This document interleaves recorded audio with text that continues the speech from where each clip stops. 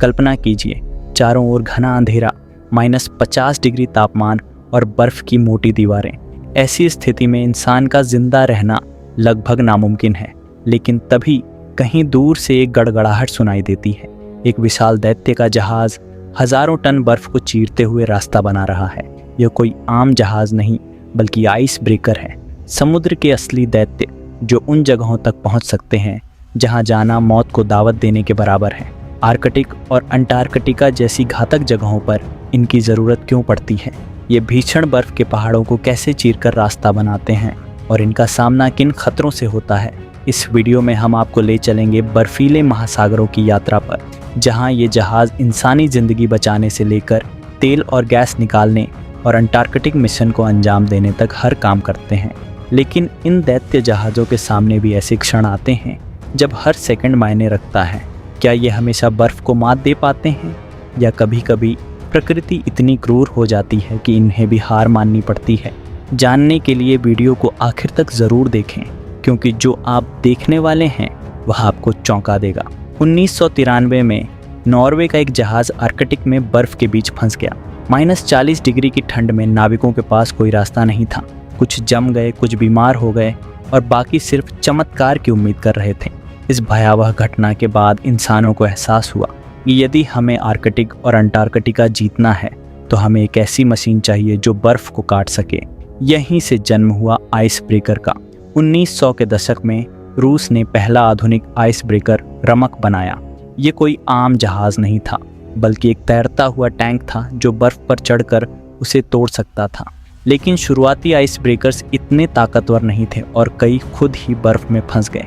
फिर धीरे धीरे तकनीक विकसित हुई, इंजन ज़्यादा पावरफुल हुए और स्टील की मजबूत बॉडी ने इन जहाज़ों को अपराजेय बना दिया। इनके बिना न तो आर्कटिक में जहाज़ जा सकते थे, न वैज्ञानिक अनुसंधान संभव होते और न ही तेल गैस की सप्लाई आगे बढ़ सकती थी। आज के मॉडर्न आइस ब्रेकर्स अपने शुरुआती वर्जन से कई गुना ताकतवर हैं। ये दैत्याकार मशीनें बर्फ़ के पहाड़ों को चीरते हुए आगे बढ़ती हैं।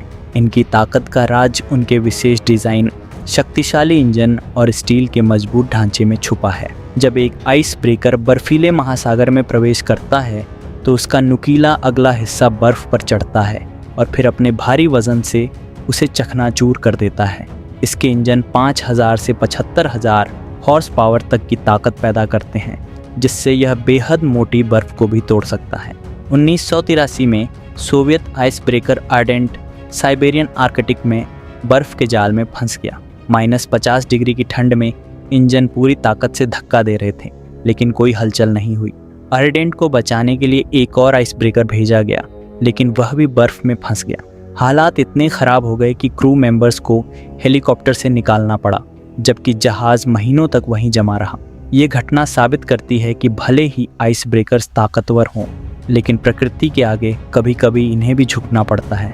जब आम आइस ब्रेकर्स भी बर्फ़ के सामने बेबस हो सकते हैं, तो इंसानों ने एक और कदम बढ़ाया, परमाणु शक्ति से चलने वाले आइस ब्रेकर्स। ये दैत्याकार जहाज़ कभी भी ईंधन खत्म नहीं होने देते, महीनों तक लगातार बर्फ़ काट सकते हैं और सबसे घनी जमी हुई बर्फ़ को भी चीर सकते हैं। रूस ने 1959 में दुनिया का पहला न्यूक्लियर आइस ब्रेकर लेनिन बनाया और आज सबसे ताकतवर न्यूक्लियर आइस ब्रेकर आर्कटिका है, जो 75,000 हॉर्स पावर की ताकत से बर्फ़ को चकनाचूर कर सकता है। इन जहाज़ों में छोटे परमाणु रिएक्टर होते हैं जो इन्हें अनलिमिटेड पावर देते हैं। लेकिन सवाल यह है, क्या ये सच में अजय हैं? क्या कोई ऐसा इलाका है जहां ये भी जाने से डरते हैं?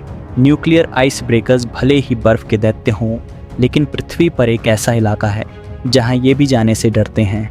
अंटार्कटिका का रॉस आइस शेल्फ। यह बर्फ़ की एक विशाल चट्टान है जो 500 किलोमीटर तक फैली हुई है और कहीं कहीं 70 मीटर से भी ज़्यादा मोटी है। 1958 में अमेरिकी आइस ब्रेकर यूएसएस ग्लेशियर इस इलाके में फंस गया था और उसे निकालने में महीनों लग गए। मौसम इतना ख़राब होता है कि हेलीकॉप्टर भी ज़्यादा देर तक उड़ान नहीं भर सकते। यही कारण है कि आइस ब्रेकर्स भी इस इलाके में जाने से डरते हैं। आप आइस ब्रेकर्स में सफ़र करना चाहेंगे?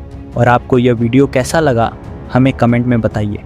वीडियो पसंद आई हो तो लाइक करें, शेयर करें और चैनल को सब्सक्राइब ज़रूर करें।